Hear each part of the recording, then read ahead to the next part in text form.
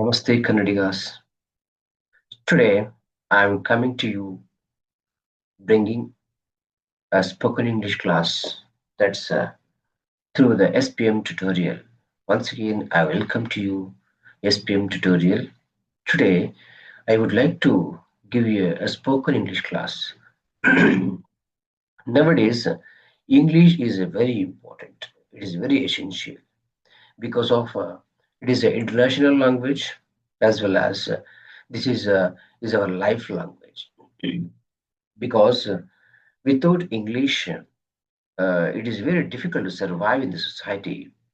That's why we need to learn English, how to speak, how to manage the society, how to communicate, how to converse with the society.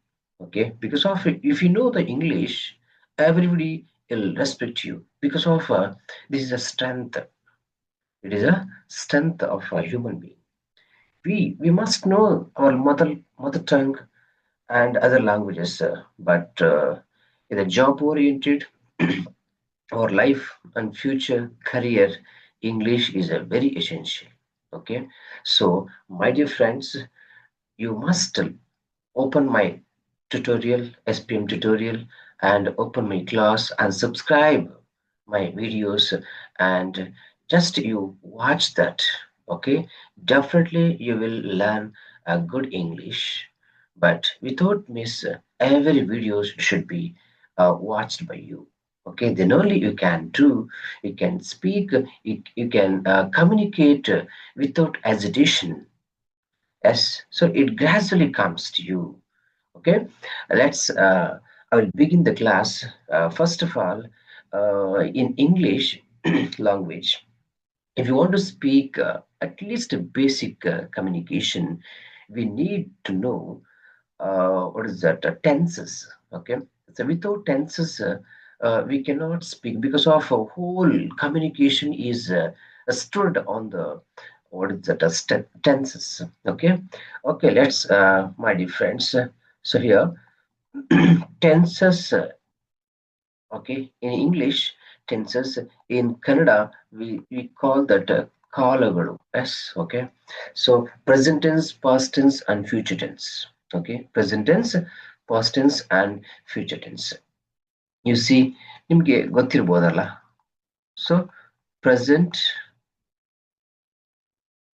past, and future. Okay, so this is very important, very important, because here without tenses, without tenses we cannot speak anything. Yes, okay. So we must know.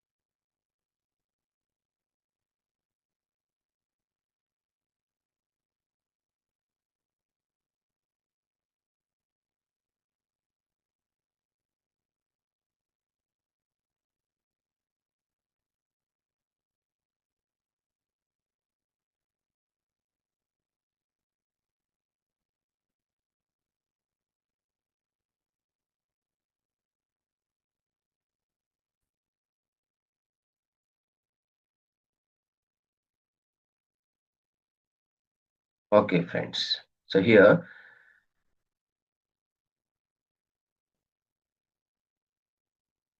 present tense, past, and future. Okay, so this is the tenses. Okay, so here you must know this topic because here you see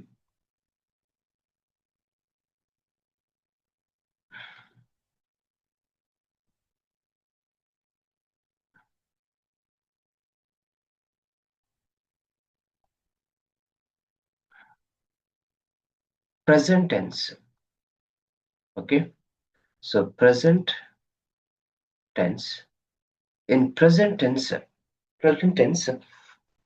there are four types. Four types. The first one, present simple. Present simple. Next, present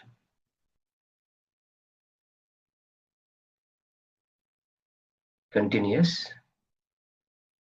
Present perfect, and present perfect continuous. Okay, so these are the four types. These are the four types of tenses in the present tense. Okay, so here in this manner we will study, auxiliary verbs. Auxiliary verbs ಅಂತ ಕರಿತೀವಿ. Auxiliary verbs. Okay, auxiliary words ಅಥವಾ auxiliary verbs. ಇಲ್ಲಿ auxiliary verbs, auxiliaries are very important because of here do, does, it comes in the present simple. Present continuous ನಲ್ಲಿ is, are, am, next has and have, next has been, have been. Okay, so these are very important. Present tense, do, does. Present continuous is, are, have. Present perfect has, have. Present perfect continuous has been, have been. ಇದನ್ನ ನೀಟಾಗಿ note ಮಾಡ್ಕೊಂಡ್ರೆ ತುಂಬಾ ಒಳ್ಳೇದು. ಏಕೆಂದ್ರೆ next ನಾನು ಒಂದು communication ಪಾರ್ಟಿಗೆ ಬಂದಾಗ ಇದು ವೆರಿ ಇಂಪಾರ್ಟೆಂಟ್. ಇದನ್ನ ಈ ಒಂದು ಟೇಬಲ್ ನ ಇಟ್ಕೊಂಡೆ ನಾವು ಕಮ್ಯುನಿಕೇಟ್ ಮಾಡ್ಲಿಕ್ಕೆ ಹೆಲ್ಪ್ ಆಗ್ತಾ ಹೋಗುತ್ತೆ. ಇದನ್ನ ಕಲ್ತ್ಕೊಂಡ್ರೆ ಉತ್ತಮ. ಸೊ ಈ ಬರ್ಕೊಂಡ್ರೆ ಇಟ್ ಇಸ್ ಮೋರ್ ಬೆಟರ್. ಸುಮ್ಮನೆ ನೋಡ್ಕೊಂಡು ತಿಳ್ಕೊಂಡ್ರೆ ಪ್ರಯೋಜನ ಇಲ್ಲ. ಓಕೆ, ಸೊ ಇಲ್ಲಿ ನೀವೀಗ ಡೂ ಡಸ್ ಅಂತೇಳಿ ನಾನು ಹೇಳಿದೆ ಅಲ್ವಾ? ಸೊ ಡೂ ಡಸ್ ಬರ್ತದೆ ಅಂತ ಹೇಳಿ. Okay,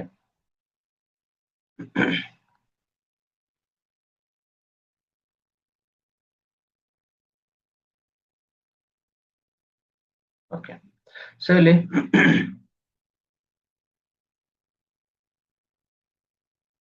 do and does. Okay, so do does ಹೇಗೆ ಯೂಸ್ ಮಾಡ್ತೀವಿ? ಈಗ ಫಸ್ಟ್ ಪ್ರೆಸೆಂಟ್ ಪ್ರೆಸೆಂಟ್ ಟೆನ್ಸ್ ನಾನು ಕಂಪ್ಲೀಟ್ ಮಾಡ್ತೇನೆ. ಓಕೆನಾ? ಸೊ ಅದಕ್ಕೆ ಒಂದಷ್ಟು ಎಕ್ಸಾಂಪಲ್ ನ ಕೊಟ್ಕೊಂಡು ಹೋಗ್ತಾ ಹೋಗ್ತೀನಿ. ಅದನ್ನ ನಾನು ತಿಳ್ಕೊಳ್ಳಿ ಫಸ್ಟ್. ಓಕೆ, ಸರಿ, ಪ್ರೆಸೆಂಟ್ ಟೆನ್ಸ್ ಡೂ ಡಸ್ ಏನಿದೆ,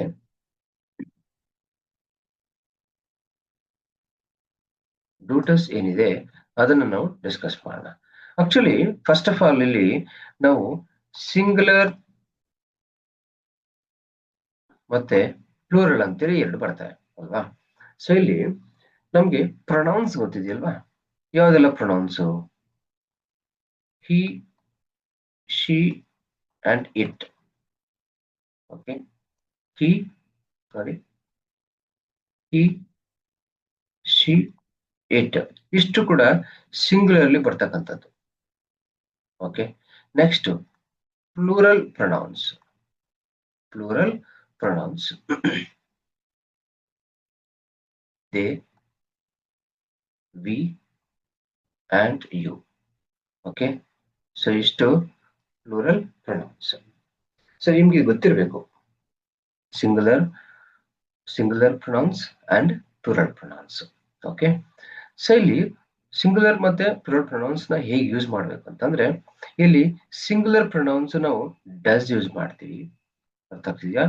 ಪ್ಲೂರಲ್ ಪ್ರೊನೌನ್ಸ್ಗೆ ನಾವು ಡೂ ಯೂಸ್ ಮಾಡ್ತೀವಿ, ಅರ್ಥ ಆಯ್ತಾ? ಸೊ ಹಿಯರ್ ಸರ್, ಈಗ ಸೆಂಟೆನ್ಸ್ ಹೇಗೆ ಮಾಡ್ಲಿಕ್ಕೆ ಯೂಸ್ ಮಾಡ್ಬೋದು ಅಲ್ವಾ? ಸೊ ನಾವು ಒಂದು ಸಮ್ಟೈಮ್ಸ್ ಕ್ವಶನ್ ಮಾಡ್ತಾ ಇರ್ತೀವಿ. ಎಸ್, ಕ್ವಶನ್ ಮಾಡ್ತೀವಿ ಅಲ್ವಾ? ಏನಂತ? ನಿನ್ಗೆ ಏನ್ ಬೇಕು ಅಂತ ಕೇಳ್ತೀವಿ. ಎಸ್. ಸೊ ಅವಾಗ ನಾವೇನ್ ಮಾಡ್ತೀವಿ?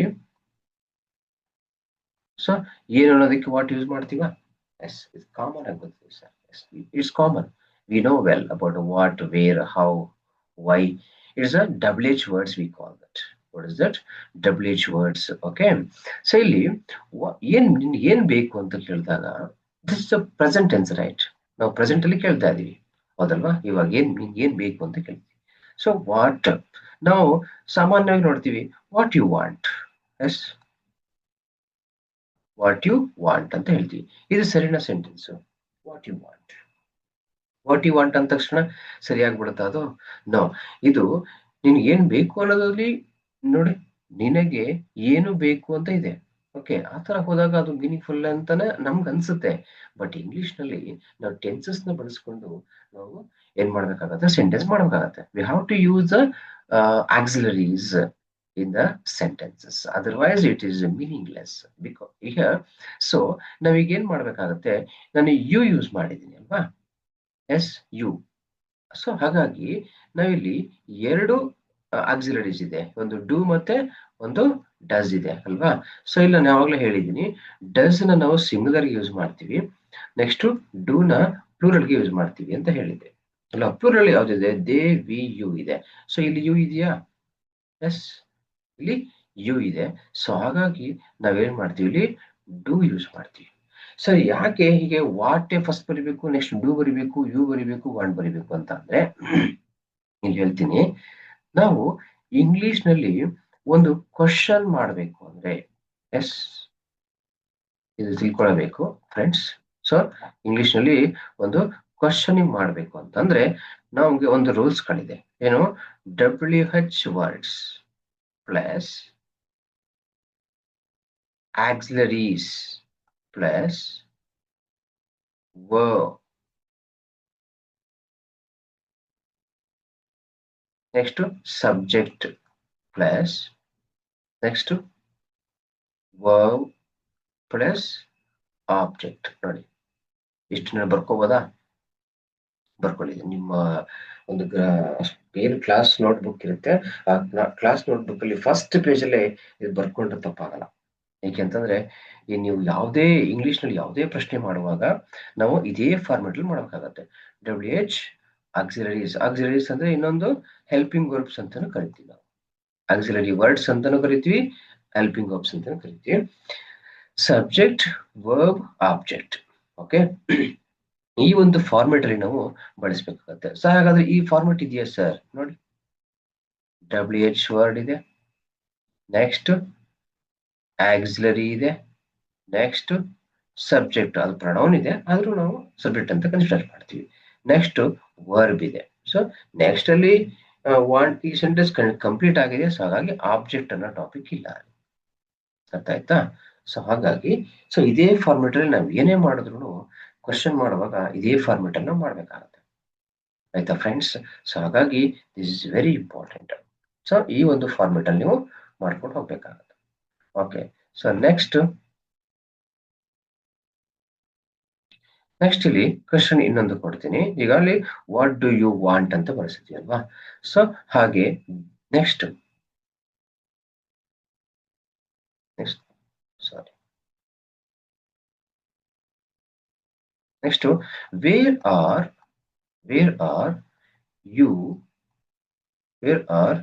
ಯು ಗೋಯಿಂಗ್ ಅಂತ ಬಳಸಿದ್ವಿ ಅಲ್ವಾ? ಸೊ ಆಕ್ಚುಲಿ ನಾನು ಸಾರಿ, ಡೂ ಡಸ್ ಮಾತ್ರ ಮಾಡ್ತಿದ್ದಲ್ವಾ?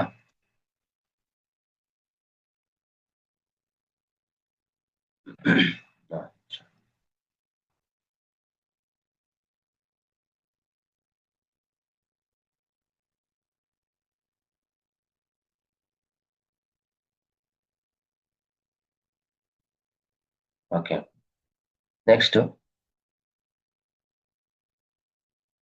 Wear do they go during summer. ನೋಡಿ, ಇಲ್ಲೇನ್ ಬಳಸಿದ್ವಿ ನಾವು?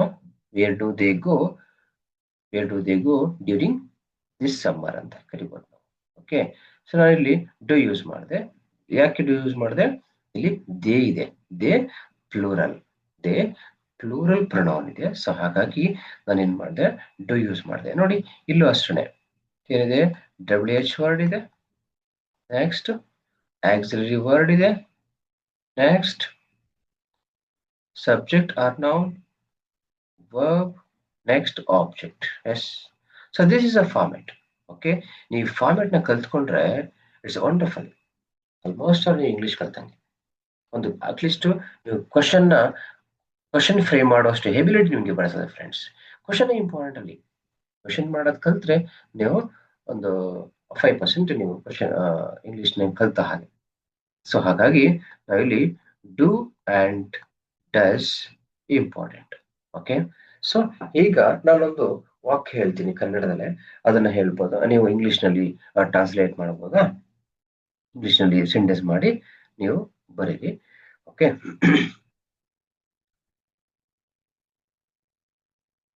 ನೀನು ನೀನು ಯಾವಾಗ ಯಾವಾಗ ಯಾವಾಗ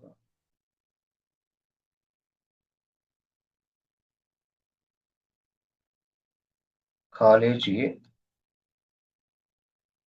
ಹೋಗುವೆ ಅಂದ್ರೆ ಟೈಮಿಂಗ್ ಅಂತ ಗೊತ್ತಿರ್ತದೆ. ಸೊ ಹಾಗಾಗಿ ಆತರ ನಾವು ಕೇಳುವಾಗ ಹೇಳ್ಬೋದು, ನೀನು ಯಾವಾಗ ಕಾಲೇಜ್ಗೆ ಹೋಗುವೆ. ನೋಡಿ ಇದಕ್ಕೆ ಸೆಂಟೆನ್ಸ್ ಮಾಡ್ಬೋದಾ? ನೋಡಿ, ಯಾವಾಗ ಅನ್ನೋದಕ್ಕೆ ನಾವು ವೆನ್ ಅಂತ ಯೂಸ್ ಮಾಡ್ತೀವಿ. S, when. ಸೊ ನೀನು ಅನ್ನೋದಕ್ಕೆ ಯು ಯೂಸ್ ಮಾಡ್ತೀವಿ. ನೆಕ್ಸ್ಟ್ ಹೋಗುವೆ, ಗೋ. ಎಲ್ಲಿಗೆ? ಟು. ಗೆ ಅಂತಿದಿಲ್ವಾ, ಟು. Next college. ಸರಿನಾ ಇದು ಅಲ್ವಾ? ನೋಡಿ, when you go to college. ನಾವು ಎಷ್ಟೋ ನಾವು ಸ್ಟೂಡೆಂಟ್ಸ್ ನೋಡ್ತಿದೀವಿ ಹೀಗೆ ಯೂಸ್ ಮಾಡ್ತಾರೆ. ಇದು ನೋಡಿ, ಇಲ್ಲಿ ಅಲ್ಲಿರ್ತಕ್ಕಂತಹ ಅಷ್ಟು ವರ್ಡ್ಸ್ ಏನಿದೆ, ನೀನು ಯಾವಾಗ ಕಾಲೇಜ್ಗೆ ಹೋಗುವೆ, ಈ ಪದಗಳು ಮಾತ್ರ ಅಲ್ಲಿದೆ ಅಲ್ವಾ? ಬೇರೆ ಪದ ಆಕ್ಚುಲಿ ಇರ್ಬೇಕಲ್ಲಿ. ಟೆನ್ಸಸ್ ಯಾವ ಟೆನ್ಸಸ್ ಅಂತ ನಮ್ಗೆ ಗೊತ್ತಾಗ್ತಿಲ್ಲ ಈಗ. ಟ್ರಾನ್ಸ್ಲೇಟ್ ಮಾಡ್ತಕ್ಕಂಥದ್ದು ನಮ್ಮ ಈಗಿನ ಒಂದಷ್ಟು ಮಕ್ಕಳು ಏನ್ ಮಾಡ್ತಾರೆ ಅಂದ್ರೆ ಟ್ರಾನ್ಸ್ಲೇಟ್ ಮಾಡ್ಬಿಡ್ತಾರೆ. ಟ್ರಾನ್ಸ್ಲೇಟ್ ಮಾಡುವಾಗ ಅಲ್ಲಿರತಕ್ಕಂಥ ಅಷ್ಟು ವರ್ಡ್ಸ್ ಹಾಗೆ ಬರೀತಾರೆ. ನೋಡಿ, ಎಕ್ಸಾಕ್ಟ್ ಆಗಿ ನಾನು ಏನೂ ಚೇಂಜಸ್ ಇಲ್ಲ ಅಲ್ವಾ?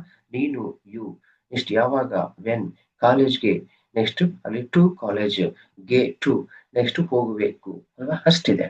ಆದ್ರೆ ನಾವಿಲ್ಲಿ ಏನ್ ಬಳಸ್ಬೇಕಾಗಿದೆ?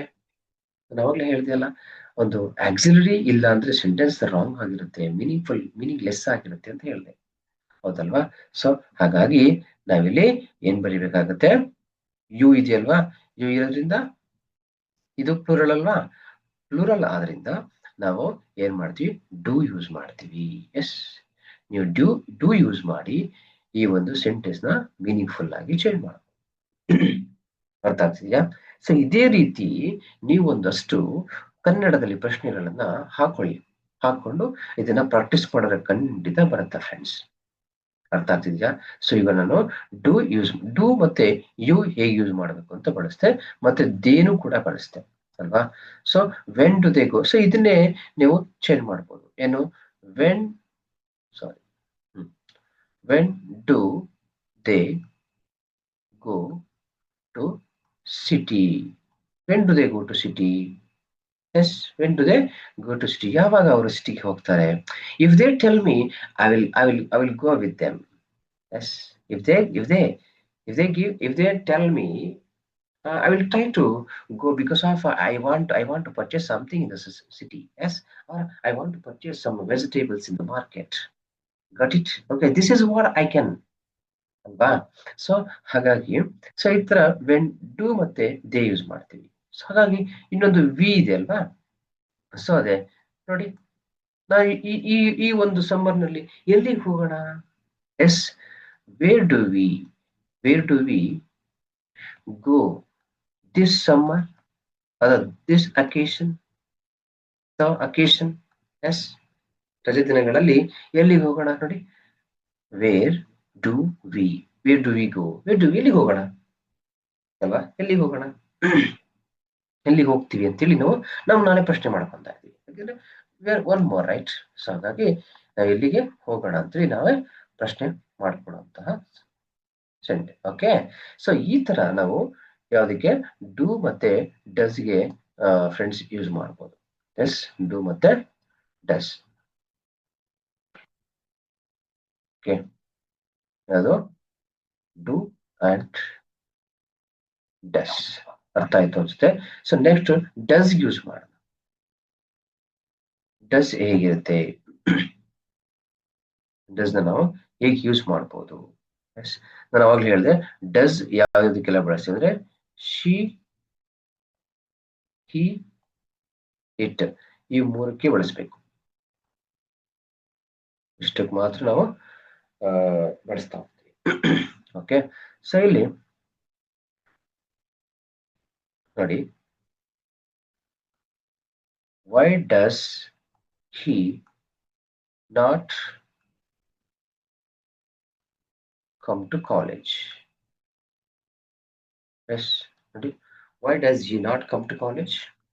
ನೋಡಿ, ಇಲ್ಲಿ why ಇದೆ, does ಇದೆ, he ಇದೆ, not come to college. ಕಾಲೇಜಿಗೆ ಅವನು ಯಾಕೆ ಬಂದಿಲ್ಲ ಅಲ್ವಾ? ಕಾಲೇಜಿಗೆ ಅವನು ಯಾಕೆ ಬಂದಿಲ್ಲ? WH word, auxiliary, subject, not ಎಕ್ಸ್ಟಿವ್ ಬಂದಿದೆ. So verb, next object. Yes, ಎಷ್ಟು ಬಂದಿದೆ ಅಲ್ವಾ? ಸೊ ಹೀಗೆ ನಾವೇನ್ ಮಾಡ್ತೀವಿ, ಸೆಂಟೆನ್ಸ್ ಮಾಡುವಾಗ ಈ ಒಂದು ಫಾರ್ಮೆಟ್ ಅಲ್ಲಿ ನಾವು ಬಳಸ್ಬೇಕಾಗತ್ತೆ. ಈ ಫಾರ್ಮೆಟ್ ಇಟ್ಕೊಂಡೆ ನಾವು ಮಾಡ್ಬೇಕಾಗತ್ತೆ. Why does he, Y does she, ನೋಡಿ ಅದೇ ಸೇಮ್ ಏನ್ ಮಾಡಿದ್ರು ನೋಡು, Y does she. Next Y does it, ನೋಡಿ ಇಷ್ಟೇ, ಇದೇ ಫಾರ್ಮೆಟ್ ಅಲ್ಲಿ ಮುಂದಕ್ಕೆ ಏನ್ ಕಂಟಿನ್ಯೂ ಮಾಡ್ತೀರ ಅದು ಆಯ್ತಾ. Why does she coming to, why does she, sorry not coming, why does she come to school, why does she go to home, go home. Yes, ಈ ತರ ನಾವು ಯೂಸ್ ಮಾಡ್ತಾ ಹೋಗ್ತೀವಿ. Why does it work, why doesn't it work, ಯಾಕೆ ಇದು ಕೆಲಸ ಮಾಡ್ತಾ ಇಲ್ಲ. Yes, what happen to. Yes, like that here ನಾವು ಒಂದಷ್ಟು ಪ್ರಶ್ನೆಗಳನ್ನ ನಾವು ಮಾಡ್ತಾ ಹೋಗ್ಬೋದು. Y does she. ಸೊ ಇಲ್ಲಿ ನೀವು ನೋಡಿ, he does she and does it is important. ಓಕೆನಾ? ನಾವು ಯಾವ್ದಕ್ಕೆ ಯೂಸ್ ಮಾಡ್ಬೇಕು ಅನ್ನೋದನ್ನ ಕಲಿಬೇಕು ಫ್ರೆಂಡ್ಸ್. ಯಾಕೆಂದ್ರೆ ಡಸ್ ಅನ್ನೋದು ಡಸ್ ದೇ ಯೂಸ್ ಮಾಡ್ಬೇಕಾ ನೋಡಿ. ಡಸ್ ದೇ ಇದೆಯಲ್ಲ, ದೇ ಇದು ರಾಂಗ್ ಆಯ್ತಾ. ಅದೇ ತರ ಡಸ್ ವಿ ಇದೆಯಲ್ಲ, ರಾಂಗ್. ನಾವು ಬಳಸಬಾರ್ದು, ರಾಂಗ್ ಆಗುತ್ತೆ, ನಕ್ಬಿಡ್ತಾರೆ ಜನಗಳು ಆಯ್ತಾ. Does you, wrong.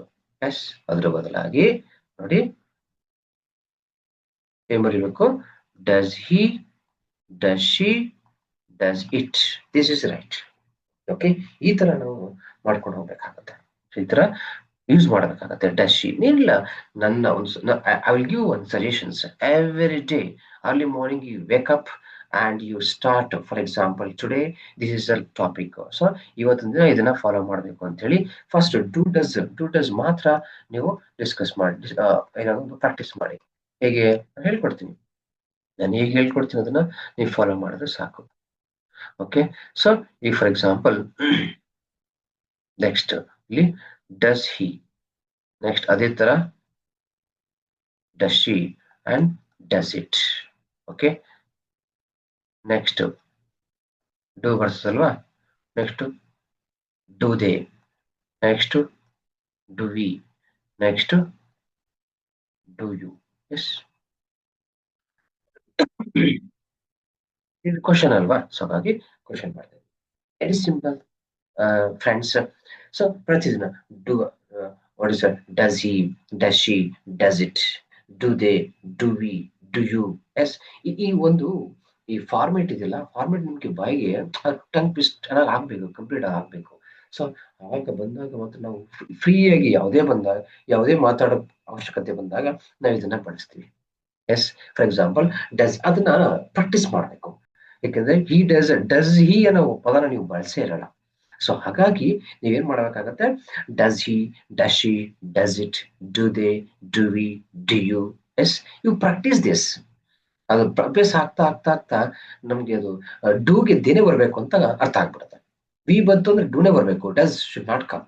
ಎಸ್, ಸರಿ, ಡಸ್ ಬಂದಾಗ ಇ ಬರ್ಬೇಕು, ಶಿ ಬಂದಾಗ ಇಟ್ ಡಸ್ ಬರ್ಬೇಕು, ಅಥವಾ ಇಟ್ ಬಂದಾಗ ಡಸ್ ಬರ್ಬೇಕು ಅನ್ನೋದನ್ನ ನಿಮ್ ಮೈಂಡ್ ಅಲ್ಲಿ ಒಂದ್ಸಲ ಬಂದ್ಬಿಟ್ರೆ ನೀವು ಆಟೋಮೆಟಿಕ್ ಆಗಿ ಅದನ್ನ ಯೂಸ್ ಮಾಡ್ಲಿಕ್ಕೆ ಸ್ಟಾರ್ಟ್ ಮಾಡ್ತಾ ಹೋಗ್ತೀರಾ. ಸೊ ಹಾಗಾಗಿ every day you practise that. So ಇದನ್ನ ಮಾಡಾಯ್ತಾ, ಸೊ ಇದನ್ನ ಒಂದು ದಿನ ಮುಗಿತು sir, does he, does she, does it, do they, do we, do you, so it is over sir. But next day ಇಂದ ಏನ್ ಮಾಡಿ, ಒಂದು ಸೆಂಟೆನ್ಸ್ ಮಾಡಿ. ಎಸ್, ಏನು, ಜಸ್ಟ್ ಒಂದು ಸೆಂಟೆನ್ಸ್ ನಾನು ಹೇಳ್ಕೊಡ್ತೀನಿ. ಹೇಗೆ ಅಂತಂದ್ರೆ, ಫಾರ್ ಎಕ್ಸಾಂಪಲ್, ಒಂದೇ ತರ ಪ್ರಾಕ್ಟೀಸ್ ಮಾಡಿ. ಹೇಗೆ, does does she come, does she come. Next ಅದೇ ತರಹ ಡಸ್ ಹಿ ಕಮ್. ಎಸ್, ಅದೇ ತರಹ next do they come. Next ಹಾಗೆ ಡು ಯು ಕಮ್. ನೆಕ್ಸ್ಟ್ ಹಾಗೆ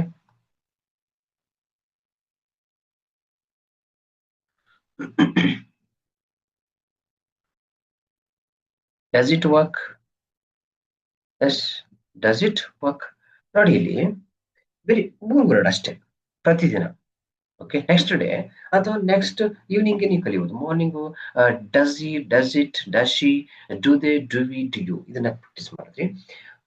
next afternoon whenever you get free, yes, does she come, ಅವ್ಳು ಬಂದ್ಲಾ, does she come, does he come, ಅವ್ನು ಬಂದ. ಎಸ್, ಡು ದೇ ಕಮ್, ಅವ್ರು ಬರ್ತಾರಾ, ಬಂದ ಅಥವಾ ಬರ್ತಾರ. Do you come, do you come, do you come with me. ನೋಡಿ, do you come with me. ಆ ಫಾರ್ಮೆಟ್ ಕಲ್ತ್ಬಿಟ್ರೆ ನೀವು ತುಂಬಾ ಈಸಿ ಆಗ್ಬಿಡುತ್ತೆ. ಡೂನೇ ಫಸ್ಟ್ ಬರ್ಬೇಕು. ಸೊ ಅಲ್ಲಿ ನಾವು ಡಬ್ಲ್ಯೂ ವರ್ಡ್ ಬಳಸ್ತೀವಲ್ಲ, ಡಬ್ಲ್ಯೂ ವರ್ಡ್ ಏನು ಏನು ಅಂತ ಪರ್ಟಿಕ್ಯುಲರ್ ಕೇಳುವಾಗ ನಾವು ಬಳಸ್ತೀವಿ.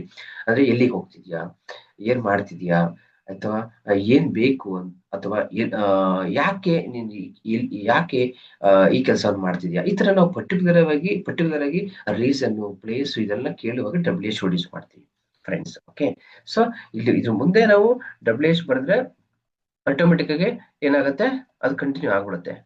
ಆಯ್ತಾ, ಅದು ಬೇರೆ ತರ ಕ್ವಶನ್ ಆಗುತ್ತೆ. ಅಂದ್ರೆ ಏನಾಗುತ್ತೆ, ಏನ್ ಬೇಕು, ಹೇಗೆ, ಅವೆಲ್ಲ ರೀಸನ್ ಆಗ್ತವೆ. ನಾನು ಇಲ್ಲಿ yes or no questions type ನಾನು ಹೇಳ್ತಾ ಇದ್ದೀನಿ ಅಷ್ಟೇ. Yes sir, yes, does she come, ಬರ್ತಾರ ಅಥವಾ ಬಂದ್ರ. Does she, does he come, do they come, do you come, does it work, ಇದು ವರ್ಕ್ ಆಗುತ್ತಾ. ಎಸ್, ಈ ತರ ನಾವು ಪ್ರಾಕ್ಟೀಸ್ ಮಾಡ್ಕೊಂಡು ಹೋದ್ರೆ ತುಂಬಾ ಈಸಿ ಆಗ್ಬಿಡುತ್ತೆ ಫ್ರೆಂಡ್ಸ್. ಓಕೆನಾ. ಸೊ ಇವತ್ತು ಡೂ ಮತ್ತೆ ಡಸ್ ಎರಡನ್ನೂ ಯೂಸ್ ಹೇಳ್ಕೊಟ್ಟಿದ್ದೀನಿ. ಅದನ್ನ ಸಿಂಪಲ್ ಆಗಿ ಹೇಳ್ಕೊಟ್ಟಿದ್ದೀನಿ. ನೆಕ್ಸ್ಟ್ ಈ ಒಂದು ಟಾಪಿಕ್ ಮುಗಿದ್ಮೇಲೆ ಒಂದಷ್ಟು ಎಕ್ಸಾಂಪಲ್ ನ, ಲೆಂತಿ ಎಕ್ಸಾಂಪಲ್ ನ ಕೊಡ್ತೀನಿ. ಫಸ್ಟ್ ಇದನ್ನ ಪ್ರಾಕ್ಟೀಸ್ ಮಾಡಿ. Okay, today if you practise, okay, so tomorrow I will give on some lengthy sentences, and then you will be very perfect in that speaking in English. Okay, so first you practice do does. So ನಾನು questioning ಮಾತ್ರ ಹೇಳ್ಕೊಡ್ತಾ ಇದ್ದೀನಿ, ಯಾಕಂದ್ರೆ sentence ನಿಮಗೆ question ಮಾಡೋದ್ ಕಲ್ತ್ರೆ sentence ಮಾಡೋದು easy ಆಗುತ್ತೆ ಮೈ ಫ್ರೆಂಡ್ಸ್. ಓಕೆ, ಸೊ ಹಾಗಾಗಿ ಅದನ್ನ ಹೇಗೆ ಕಮ್ಯುನಿಕೇಟ್ ಮಾಡಬೇಕು, ಯಾಕೆಂದ್ರೆ ಯಾರಾದ್ರೂ ಏನಾದ್ರು ಮಾತಾಡುವಾಗ ಸಡನ್ ಆಗಿ ಹೌದಾ, ನೀವ್ ಯಾಕೆ ಬರಲ್ಲ, ಅಥವಾ ಎಲ್ಲಿಗೆ ಹೋಗ್ಬೇಕು, ಇಂತರ ಎಲ್ಲ ನಾವು ಸಿಂಪಲ್ ಸೆಂಟೆನ್ಸ್ ನಾವು ಹೇಳುವಾಗ ಆ ಕ್ವಶನ್ ಹೇಗ್ ಮಾಡ್ಬೇಕು ಅಂತಾನೆ ಗೊತ್ತಿಲ್ಲ. ಹೌದಲ್ವಾ. ವೆನ್ ಯು ಕಮ್ ಅಂತೀವಿ, when you come, when you come ಅಂದ್ರೆ ಅದು ಮೀನಿಂಗ್ಲೆಸ್ ಅಲ್ಲಿ, ಟೆನ್ಸ್ ಇಲ್ಲ ಅಲ್ಲಿ. Yes, when do you come is right. Yes sir, ನಾನು ಡೂ ವರ್ಡ್ ಯೂಸ್ ಮಾಡಲ್ಲ. When you come, okay. So ಈ ತರ ಒಂಥರ ಏನು ಸಿಲ್ಲಿ ತರ, ಏನು ಅದು ಬಟ್ಲರ್ ಇಂಗ್ಲಿಷ್ ಅಂತಾನು ಹೇಳ್ಬೋದು ನಾವು. ಆ ತರದ ಒಂದು ಇಂಗ್ಲಿಷ್ ನಾವು ಕಮ್ಯುನಿಕೇಟ್ ಮಾಡಿದಾಗ society will laugh at us my friends, because of your nowadays. ನಿಮ್ಗೆ ಇಂಗ್ಲಿಷ್ ಗೊತ್ತಿಲ್ಲ ಅಂದ್ರೆ society will treat us what is that in bad way. Yes, okay, they will not touch us. So we have to learn English. Okay, my dear friends. So English is our life. Okay, you must learn. I will help you how to uh, communicate in English. Okay, so this is a first class. Okay, I will give you some more videos and some more classes. So just you follow and come to the what is that SPM channel, SPM tutorial. Okay, definitely I will provide you a lot of videos. to which help you communicate in English, speak in English. Okay, you hope you believe me, you trust me. Definitely, I will provide you wonderful classes as well as which using which this definitely you will learn a lot of what is that grammaticals and then to help you communicate in English. Okay, thank you, my dear students, my dear friends. In the next class, I will bring you is har ham. Okay, this is a present continuous tense. Okay, so ಇದನ್ನು note ಮಾಡಿ ಇಟ್ಕೊಳ್ಳಿ. Next ಕ್ಲಾಸಲ್ಲಿ ಹೇಗೆ ಅದೇ continue ಆಗ್ತದೆ. So first present tense ಮುಗಿಸೋಣ, next past ಟೆನ್ಸ್ಗೆ ಹೋಗೋಣ. Okay, okay my dear friends, thank you. ಯಾವುದೇ ಕಾರಣಕ್ಕೂ don't forget to subscribe my channel. It's important. If you won't subscribe, definitely I can't reach you, my dears. Yes, because of here, if you subscribe and you put notifications on, definitely whenever I upload videos, I'll come to you. ನೀವು ಹೇಳಲಿಲ್ಲ ಅಂದ್ರೆ ನಾನು ಬರ್ತೀನಿ. Yes, so ಹಾಗಾಗಿ I will come to you and I will want to wake up you. Hey, wake up. So this is a time to speak in English. This is a time to learn English, spoken English. Got it? Okay. Thank you, my dear friends and students. Thank you so much.